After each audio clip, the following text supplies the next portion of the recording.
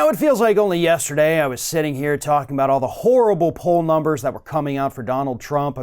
We had more than 60% of people in this country who supported his conviction and removal from office. His approval rating was hovering down in the very low 40s and sometimes the high 30s. Everything was looking bad for Donald Trump until now. According to a new poll released yesterday by Gallup, Donald Trump now has the highest approval rating that he has had since he was sworn in as President of the United States. Now, that approval rating is still just 49%. He has not yet been able to crack that 50%. But 49% of people in this country, according to this latest poll that was taken during the Senate's sham impeachment trial, 49% said, yeah, I approve of the job he did. Now, here's the thing. The support among registered Republicans increased by 6%. It's now up to 94% approval for Donald Trump with Republicans. That's not surprising at all, right? Here's the scary part. He is up 5 percentage points since the first week of January with independent voters. That's terrifying. That is absolutely not good news. He is at 42% right now with independents. 49% overall. And that's actually higher than George W. Bush's approval rating when he beat John Kerry in the 2004 presidential election. These numbers are terrifying for anybody who says their goal is just to beat Donald Trump in November.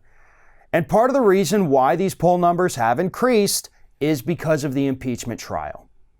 The public lost interest in it. Yes, the Republicans rigged the whole thing so that the public would lose interest in it, but it did, according to this poll, work out in Donald Trump's favor. The latest numbers, we had only 52% who said that they do not support Donald Trump's removal from office now.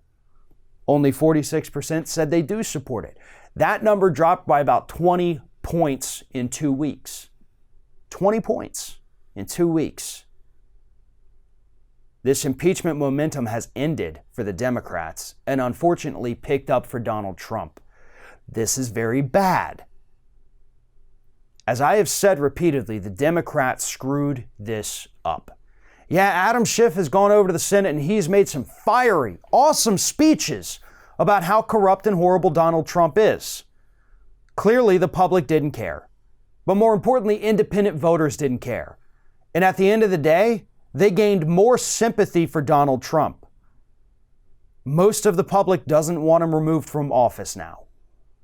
And yeah, most of that is because the Republicans rigged everything. I get that. I'm not just trying to sit here and talk crap about the Democrats all day.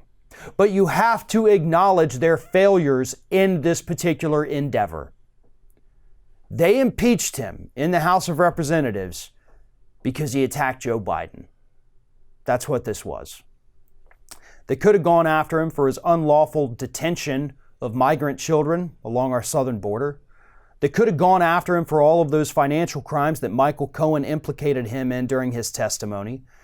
They could have gone after him for just blanket obstruction of justice mentioned in the Mueller report and with all the subpoenas for the actual impeachment that he refused to comply with, the subpoenas he refuses to comply with to hand over his financial records. Any one of those. All of those are crimes that the public, yes, they can understand. They know that these things are wrong. But instead, you went with a quid pro quo because the guy wanted to go after Joe Biden and the Democrats in the House wanted to protect Joe Biden. They rushed through it. They didn't wait for the courts to say, yes, you have to comply with subpoenas. They said, well, to hell with it. We think we've got enough info anyway. We'll go ahead and vote on these articles and just sit on them for a few weeks, and then we'll finally send them over to the Senate, even though we gained nothing from that.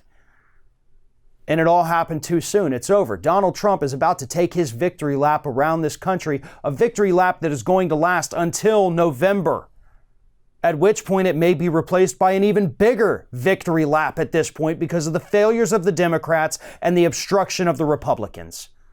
The two of them together, Republicans and Democrats, created the perfect storm to allow Donald Trump to ascend to power and to retain that power. This is bipartisan failure by both parties at this point, folks. Yes, the Democrats screwed up because they were incompetent. The Republicans did it because they were corrupt. But when those are our two choices right now, incompetency or corruption, that doesn't say much about the future of this country, does it? It shouldn't leave us feeling optimistic at all. The only person who feels optimistic right now is Donald Trump, who is about to be acquitted today. And then he's going to travel this country attacking the Democrats, saying that they had nothing. Again, even though Republicans rigged the whole thing, the public's not going to remember that. They're just going to remember that Trump wasn't removed from office, so he must not have done anything wrong. And if you think I'm kidding, the poll numbers are already proving me right. Thanks for watching, everyone, and well, here comes the awkward part at the end of the video where I ask you to like, comment, and share, and subscribe for more content from Ring of Fire. Also, you should consider becoming a member for some exclusive content and perks, including early access videos and exclusive videos. Check out the link in the description.